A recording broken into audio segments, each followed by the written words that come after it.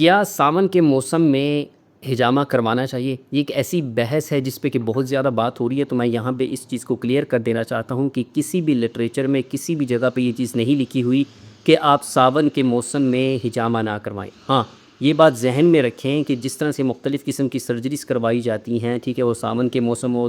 گرمی ہو، سردی ہو، ہر موسم میں ہو رہی ہوتی ہیں، لیکن اس کی جو پری پروسیجر اینڈ پوسٹ پروسیجر یعنی ہجامہ سے پہلے اور ہجامہ کے بعد آپ ان احتیاطوں پہ جو ہجامہ کرنے والا تھراپسٹ ہے وہ آپ کو بتاتا ہے، آپ اگر اس پہ مکمل کاربند ہیں، عمل کر رہے ہیں، تو ساون میں ہجامہ کروانا آپ کو بالکل نقصان نہیں دیتا۔ ٹھیک ہے، آپ جہاں بھی ہجامہ کروا رہے ہیں وہاں کا ٹیمپریچر نارمل ہونا بہت ضروری ہے۔ ٹھیک ہے، ہمارے پاس جتنے بھی مریض آتے ہیں تو ہم کوشش یہ کرتے ہیں کہ ان کا جو ٹیمپریچر ہے وہ روم ٹیمپریچر جہاں پہ ہم ہجامہ کیا جاتا ہے، ایکسپسیشن کیا جاتا ہے، وہ 25 ڈگری سینٹی گریڈ سے زیادہ نہ ہو، اور اس سے پہلے اور اس کے بعد کی جو احتیاطیں ہیں وہ مریض کو ہم بتاتے ہیں، اور یقیناً اس میں الحمدللہ ہجامہ نہایت ہی زور اثر اور مفید ہے اور بالکل بے ضرر ہے۔